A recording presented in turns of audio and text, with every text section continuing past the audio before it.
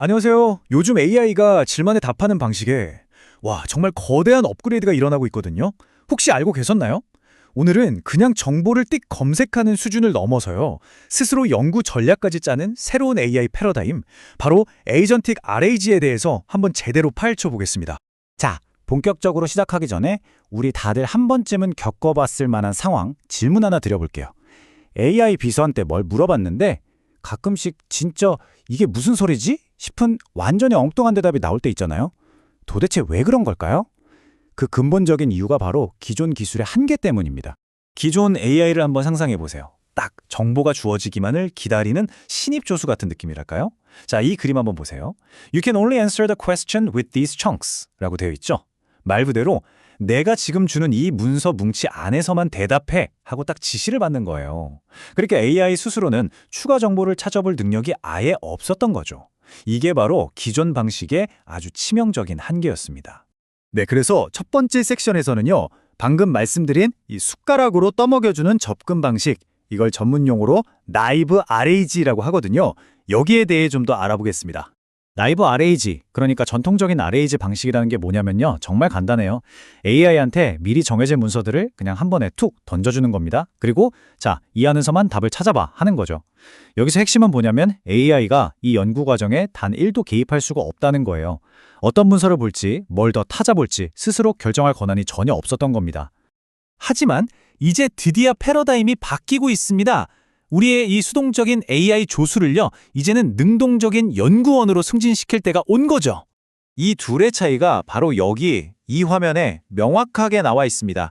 왼쪽의 수동적 RAG는 정보를 그냥 받기만 하죠. 반면에 오른쪽의 에이전틱 RAG는 어때요? 스스로 정보를 탐색합니다. 이건 그냥 조금 나아진 수준이 아니에요. AI의 자율성에 대한 그야말로 근본적인 관점의 변화라고 할 수 있습니다. 자, 이 그림이 정말 흥미로운데요. 그 차이를 아주 잘 보여주고 있어요. 왼쪽에 있는 그래프 RAG나 가운데 워크플로우 RAG를 한번 보세요. 얘네들은 그냥 정해진 알고리즘이나 절차를 쭉 따라가기만 해요. 스스로 전략을 바꾸거나 반복해서 뭔가를 실행하는 게 안 되죠. 하지만 오른쪽의 에이전틱 RAG를 보세요. 여러 도구를 손에 쥐고 스스로 전략을 짜고 답을 찾을 때까지 계속해서 탐색하고 또 탐색합니다. 바로 이게 진정한 에이전트 방식인 거죠. 자, 그러면 이 똑똑해진 자율 AI는 도대체 어떻게 이렇게 작동하는 걸까요? 궁금하시죠? 지금부터 AI에게 주어진 새로운 도구 세트, 그 비밀을 한번 들여다보겠습니다. 이 AI는요, 마치 우리가 도서관에서 자료 찾는 거랑 아주 비슷해요. 세 가지 도구를 쓰는데요. 먼저 키워드 검색으로 딱 원하는 단어가 들어간 책을 찾고요. 그 다음엔 시멘틱 검색으로 그 책 주변에 있는 관련 주제 책들까지 훑어보는 거예요. 그리고 마지막으로 이 책이다 싶은 게 있으면 청크 읽기로 그 책의 전체 내용을 꼼꼼하게 읽는 거죠. 이렇게 단계별로 계층적으로 접근합니다. 자, 이 흐름도를 한번 같이 따라가 볼까요? 질문이 딱 들어오면 AI는 먼저 키워드 검색부터 시도해요. 거기서 뭔가 단서를 잡으면 그걸 가지고 시멘틱 검색으로 넘어가서 더 넓은 맥락을 찾아보고요. 그러다가 마침내 이거다 싶은 문서를 발견하면 청크 읽기를 통해서 그 문서 전체를 샅샅이 훑어보는 겁니다. 제일 중요한 건 이 모든 과정을 AI가 스스로 판단하고 결정한다는 점이에요. 자, 그럼 여기서 제일 중요한 질문이 남았죠. 그래서 AI한테 이렇게 자유를 줬더니 진짜로 답변을 더 잘해? 과연 그럴까요? 결과를 한번 직접 보시죠. 와, 결과는 진짜 놀랍습니다. 이 그래프가 뭐냐면 좀 복잡하고 까다로운 질문에 대해서 얼마나 정확하게 답했는지를 보여주는 건데요. 보세요. 가장 단순한 형태의 에이전트 모델인 나이브 ARAG가 무려 90.8%의 정확도를 기록했어요. 기존의 그 어떤 정교한 방법들보다도 훨씬 높아요. 이게 심지어 막 최적화된 모델도 아니고 이 연구에서 실험적으로 만든 건데도 이런 결과가 나온 겁니다. 대단하죠? 그런데 여기서 끝이 아닙니다. 더 놀라운 사실이 있어요. 에이전틱 RAG는 그냥 정확하게만 한 게 아니라 훨씬 더 효율적이라는 겁니다. 기존 방식보다 검색한 정보의 양이 무려 49%, 거의 절반이나 줄어들었어요. 자, 이제 핵심이 딱 보이죠? 더 적은 정보로 오히려 더 정확한 답을 찾아냈다. 이게 무슨 뜻일까요? 이제 AI가 무식하게 정보를 많이 보기만 하는 게 아니라 정말 똑 똑똑하게 필요한 정보만 쏙쏙 골라보는 능력을 갖게 됐다는 뜻입니다. 원래 그렇죠. 하나의 큰 문제를 해결하고 나면 그 다음 도전 과제가 모습을 드러내기 마련입니다. 이제 정보 검색의 문제는 어느 정도 해결됐어요. 그렇다면 AI 개발의 다음 병목 현상, 다음 허들은 과연 뭘까요? 이 논문에 나오는 이 한 문장이 새로운 문제를 완벽하게 설명해 줍니다. 패러다임의 전환은 병목 현상을 바꾼다. 핵심 문제는 더 이상 문서를 찾지 못하는 것이 아니라 문서는 찾았지만 잘못 추론하는 것이다. 바로 이겁니다. 이제 문제는 못 찾는 게 아니에요. 찾았는데도 틀리는 것, 즉 추론의 영역으로 넘어간 거죠. 이 도넛 차트를 보시면 그게 정말 명확하게 드러납니다. AI가 틀린 이유를 분석해 봤더니 실패 사례에 무려 82%가 추론 과정의 오류 때문이었어요. 이제 정보 검색 능력, 즉 자료를 못 찾아서 틀리는 경우는 거의 없다는 걸 보여주는 거죠. 그럼 그 추론 오류는 구체적으로 뭘까요? 그중에서도 가장 큰 원인이 바로 개체 혼동입니다. 이게 뭐냐면 예를 들어서 연구원이 여러 논문을 읽는데 여기서 나오는 김 박사랑 저기서 나오는 김 박사가 같은 사람인지 다른 사람인지 헷갈리는 딱 그런 상황이에요. AI도 여러 문서에서 찾은 정보들을 하나로 제대로 연결하지 못하고 혼동하는 거죠. 이게 바로 지금 이 똑똑해진 AI들이 넘어야 할 가장 큰 산입니다. 자, 그래서 오늘 이야기의 핵심을 담은 마지막 질문을 던지면서 마무리하겠습니다. 이제 AI는 연구원처럼 정보를 찾는 아주 뛰어난 정보 수집가가 되었습니다. 그렇다면 우리의 다음 과제는 뭘까요? 바로 이 수집가를 날카로운 분석가이자 사상가로 만드는 것이겠죠. 과연 우리는 AI에게 어떻게 진짜 연구원처럼 추론하는 법을 가르칠 수 있을까요? 이 질문에 대한 답이 바로 AI의 다음 진화를 이끌게 될 겁니다. 인공지능이요, 이제 그냥 도구가 아닙니다. 과학 연구를 함께하는 진짜 파트너가 되고 있거든요. 이번 시간에는 AI가 얼마나 깊숙이 또 얼마나 놀랍게 과학적 발견에 참여하고 있는지 그 실제 사례들을 한번 파헤쳐 보겠습니다. 자, 그럼 바로 시작해 볼까요? 첫 번째 이야기는요, 정말 이제 한 편의 드라마 같습니다. 인간 전문가들이 다 놓쳐버린 숨겨진 결함을 AI가 딱 찾아낸 사건이거든요. 배경은 바로 암호학 분야입니다. 여러분, 한번 상상해 보세요. 세상을 바꿀 만한 획기적인 과학적 발견이 발표됐는데 사실 거기에 아무도 모르는 치명적인 결함이 숨어 있었다면요? 정말 아찔하죠? 바로 이 질문에서 오늘 이야기가 시작됩니다. 이 이야기의 한가운데에 스나그라는 기술이 있습니다. 스나그라고 부르는데요. 이게 뭐냐면 비유하자면 엄청나게 두꺼운 백과사전에 다 읽었다는 걸 딱 한 문장으로 증명하는 거예요. 복잡한 계산이 틀림없이 맞다는 걸 아주 작고 효율적으로 보여주는 기술이죠. 블록체인이나 클라우드 컴퓨팅 같은 최첨단 기술에선 이게 없으면 안 될 정도로 정말 핵심적인 부분입니다. 그러니까 당연히 중요할 수밖에 없겠죠. 그런데 말이죠. 최근에 한 논문이 이 분야에서 거의 성배처럼 여겨지던 문제를 풀어냈다고 발표한 겁니다.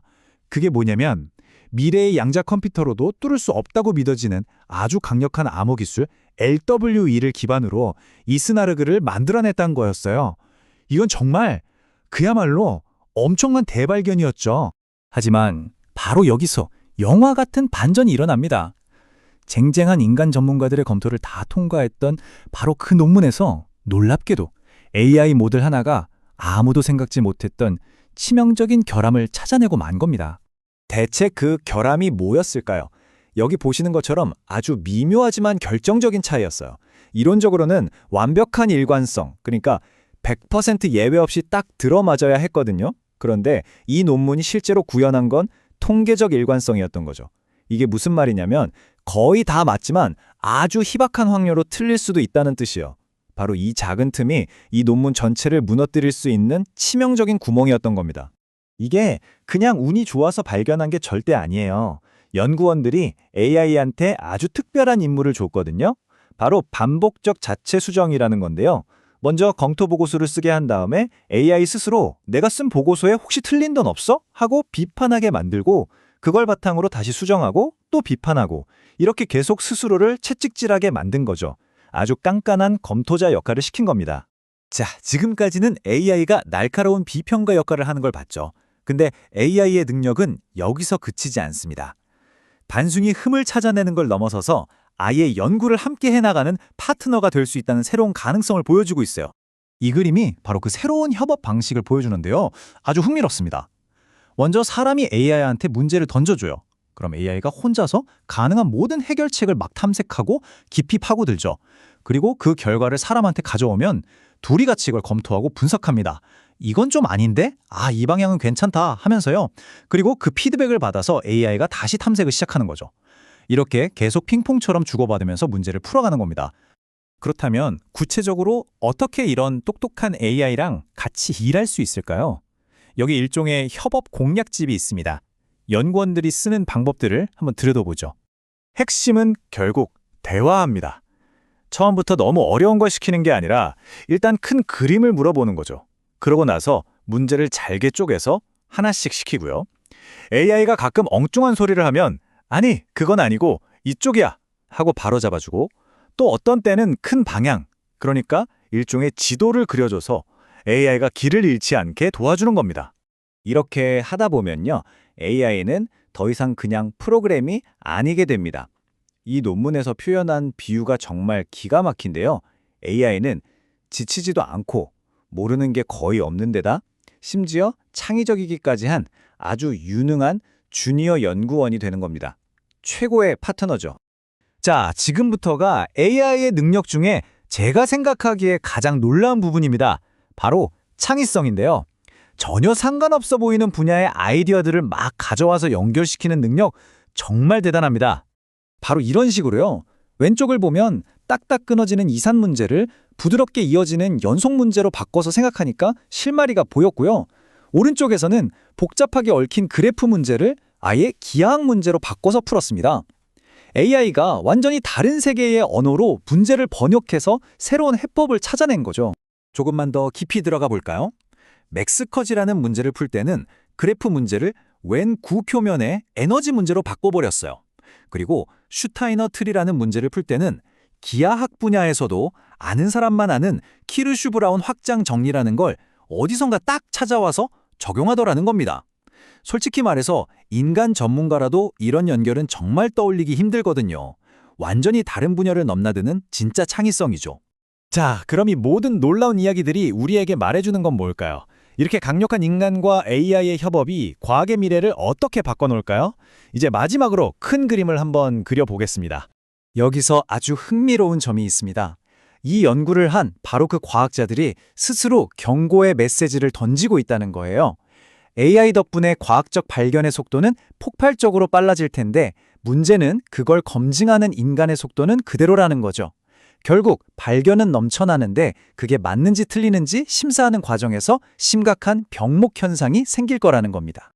그래서 마지막으로 이 질문을 던지면서 마무리해야 할 것 같습니다. 만약 AI가 우리가 감당할 수 있는 속도보다 훨씬 더 빨리 새로운 과학을 만들어낸다면 우리가 지금까지 믿어왔던 이 과학적 방법이라는 것 자체는 과연 어떻게 변해야 할까요?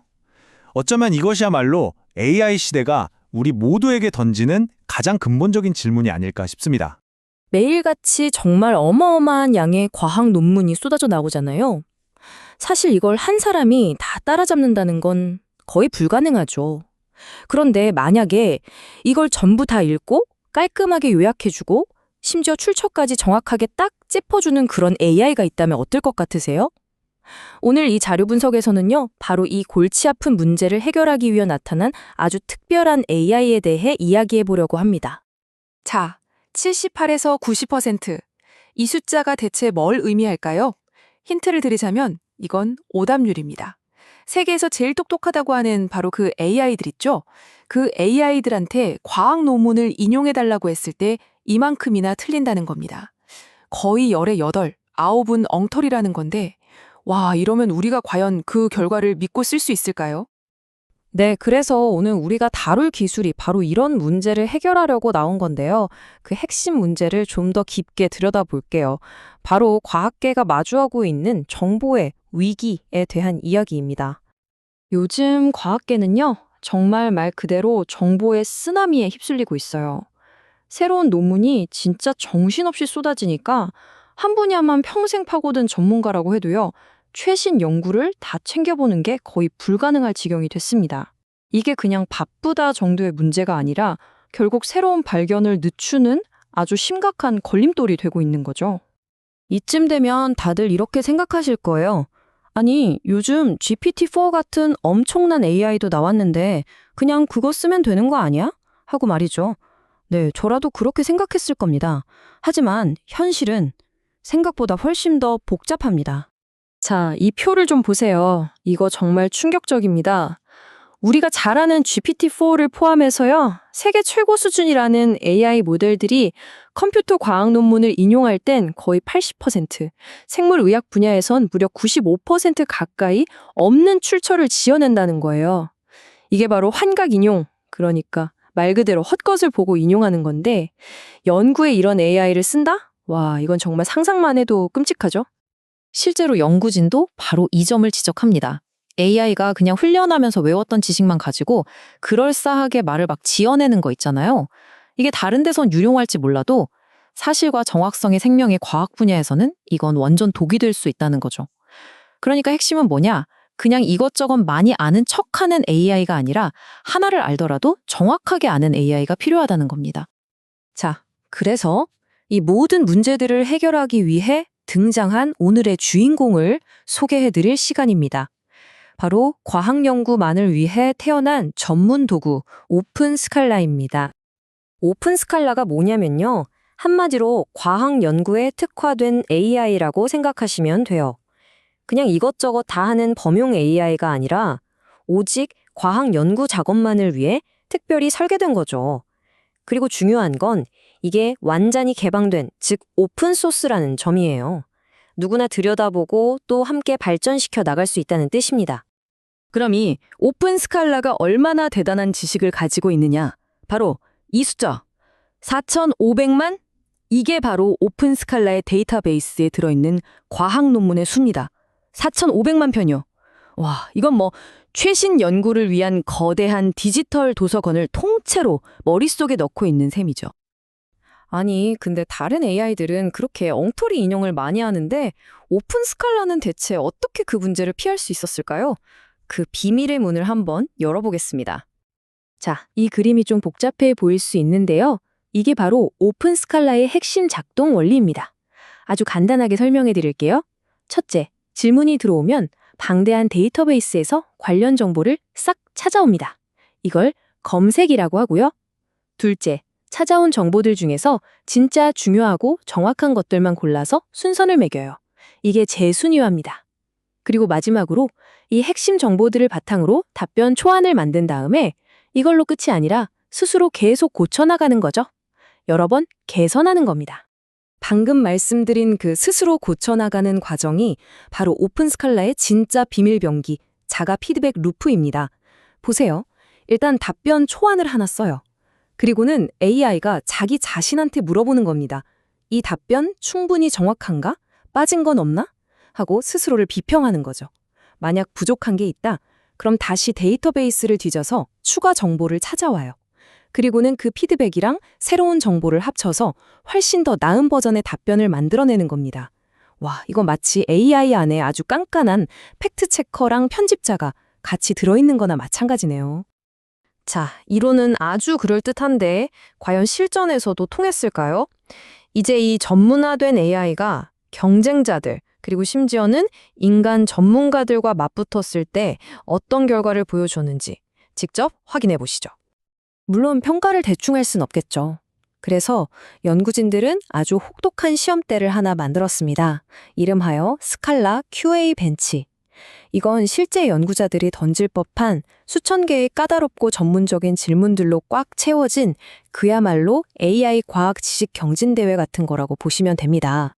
결과는요, 와, 정말 입이 떡 벌어질 정도였습니다. 이 그래프는 AI가 쓴 답이랑 인간 전문가가 직접 쓴 답 중에서 다른 전문가들이 어느 쪽이 더 낫냐고 평가한 결과거든요. 보세요. GPT-4 오해 답변은 32%만 선택을 받았어요.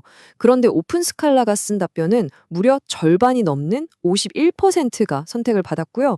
특히 오픈 스칼라 기술이랑 GPT-4 5를 합친 모델은 와, 70%입니다. 70%. 이건 그냥 AI가 잘했다 정도가 아니라 AI의 답변이 인간 전문가보다 더 낫다고 평가받은 거나 마찬가지예요. 바로 이 표가 모든 걸 한눈에 보여줍니다. GPT-4 같은 범용 AI는 아는 건 넓지만 깊이가 얕고 결정적으로 오류가 잦았죠. 반면에 오픈스칼라 같은 전문 AI는요, 자기가 맡은 분야에서만큼은 훨씬 더 깊이 있고 정확하고 또 풍부한 답변을 내놨습니다. 전문화가 왜 중요한지 이보다 더 명확하게 보여줄 순 없겠죠. 자, 그렇다면 이 놀라운 기술이 앞으로 과학 연구의 미래를 어떻게 바꿔놓을까요? 이제 좀 더 큰 그림을 그려볼 시간입니다. 이게 왜 그렇게 중요하냐면요. 첫째, 당연히 과학적 발견의 속도를 엄청나게 높여줄 겁니다. 둘째, 복잡한 전문 지식의 문턱을 낮춰서 누구나 더 쉽게 접근할 수 있게 만들고요. 셋째, 이게 오픈소스라고 했잖아요. 전 세계 개발자들이 함께 더 좋게 만들어 나갈 수 있다는 거죠. 그리고 마지막으로 아마 가장 중요할 텐데 AI가 만들어내는 가짜 과학 정보가 퍼지는 걸 막아주는 아주 든든한 방패가 되어줄 겁니다. 이게 그냥 연구실 안에서만 끝난 이야기가 아닙니다. 벌써 공개 데모를 통해서요, 3만 명이 넘는 사람들이 이 오픈 스칼라를 직접 써봤다고 해요. 현장에서 이런 기술을 얼마나 기다려왔는지 그 뜨거운 관심을 보여주는 숫자라고 할 수 있겠죠. 생각해보세요. AI가 이렇게 방대한 과학 지식의 바다를 정복할 수 있다면, 그래서 우리에게 아주 믿음직한 조수가 되어준다면, 인류는 이 강력한 도구를 가지고 어떤 다음 도전을 해결하게 될까요? 기후변화? 아니면 난치병 정보? 어쩌면 우주 탐험일 수도 있겠죠. 이 똑똑한 전문 AI가 우리를 도와 해결할 다음 거대한 과제는 과연 무엇일지 정말 기대되지 않으세요? AI가 우리 일상을 바꾸는 걸 넘어서 이제는 국가안보의 심장부로 들어가고 있습니다. 네, 바로 그 이야기, 챗GPT가 펜타곤에 간다는 소식을 오늘 자세히 파헤쳐 보겠습니다. 네, 여러분, 잘못 보신 게 아닙니다. 우리가 아는 바로 그 인공지능 챗GPT가 말 그대로 군복을 입게 됐다는 건데요. 정말 기술과 국방이 만나는 가장 흥미로운 순간이 아닐까 싶습니다. 자, 그럼 구체적으로 한번 보죠. 오픈AI가 자신들의 대표 AI인 챗GPT를 미 국방부만을 위한 버전으로 만들어서 제공하기로 공식 발표했습니다. 이건 그냥 뭐랄까 새로운 소프트웨어 하나 들여놓는 수준이 아니에요. 국가 안보의 판이 바뀌고 있다는 신호탄 같은 겁니다. 그러면 챗GPT가 국방부의 어떤 환경에서 어떻게 임무를 수행하게 될까요? 그 무대가 바로 GenAI.mil이라는 아주 특별한 플랫폼입니다. 사실 이 이름의 의미를 아는 게 이번 파트너십을 이해하는 핵심 열쇠라고 할 수 있어요. 그러니까 GNA-mil은요, 군 내부 인력을 위해서 특별히 설계된 아주 철저하게 보안이 유지되는 AI 전용 공간이라고 보시면 됩니다. 외부 인터넷이랑은 완전히 차단되어 있고요. 군사 작전이나 행정을 위한 일종의 디지털 요새 같은 거죠. 그리고 그 규모가 정말 어마어마합니다. 이 플랫폼을 잠재적으로 사용할 수 있는 인원이 무려 300만 명에 달한다고 해요. 이건 군인뿐만 아니라 관련된 민간 인력까지 전부 포함한 숫자입니다. 자, 그러면 이 300만 명의 사용자가 챗GPT로 대체 무슨 일을 하게 될까요? 지금부터는 이 AI가 맡게 될 구체적인 임무, 그러니까 군 장병들을 실제로 어떻게 돕게 되는지 한번 들여다보겠습니다. 혹시 영화 터미네이터처럼 전투 로봇을 생각하셨나요? 현실은 조금 다릅니다. 챗GPT의 첫 임무는요, 전투가 아니라 행정 지원에 초점이 맞춰져 있어요. 예를 들어 수천 페이지짜리 정책 문서를 몇 초 만에 요약해 주거나 아주 복잡한 계약서 초안을 대신 써주는 식이죠. 군인들이 더 중요한 핵심 임무에 집중할 수 있도록 돕는 아주 똑똑한 행정비서 역할을 하는 셈입니다. 여기서 당연히 이런 궁금증이 생기죠. 그래서 그거 안전한가? 군사기밀 같은 민감한 정보가 혹시 밖으로 새어나갈 위험은 없을까요? 오픈AI랑 국방부는 이 문제를 어떻게 해결했을까요? 그 해답은 바로 데이터 격리입니다. 이 화면이 그 차이를 아주 명확하게 보여주는데요. 왼쪽이 우리가 평소에 쓰는 일반 버전이고 오른쪽이 바로 군사용 버전이에요. 가장 결정적인 차이가 뭐냐면 GNI.mil에서 오고 가는 모든 데이터는 정부 클라우드 안에 완벽하게 갇혀 있다는 겁니다. 다시 말해서 군사기밀이 오픈 AI의 다음 모델에 업그레이드하는 데 쓰일 일은 절대로 없다는 거죠.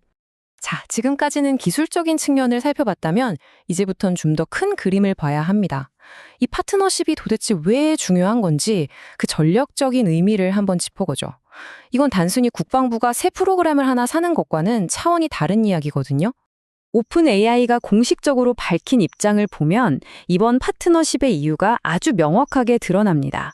바로 나라를 지키는 책임이 있는 사람들은 최고의 도구를 써야 한다는 신념 때문이라는 거죠. 기술 회사가 국가 안보를 어떤 시각으로 보고 있는지 잘 보여주는 대목입니다. 오픈 AI의 목표는 단순히 좋은 도구를 파는 것에서 끝나지 않아요. 군인들에게 실질적인 우위를 제공하는 걸 넘어서 정부 안에서 AI를 어떻게 하면 안전하고 효과적으로 쓸 수 있는지 그 기술 표준 자체를 만들겠다는 겁니다. 이건 뭐랄까 미래 국방기술의 게임 룰을 우리가 쓰겠다 하는 선언이나 마찬가지인 거죠. 어쩌면 챗GPT의 펜타곤 입성은 거대한 변화의 시작일 뿐일지도 모릅니다. 인공지능이 병사들의 스마트폰처럼 당연한 국방 도구가 되는 미래. 그때 전쟁과 분쟁은 과연 어떤 모습일까요? 이 질문에 대한 답을 이제 우리 모두가 함께 고민해봐야 할 시간입니다.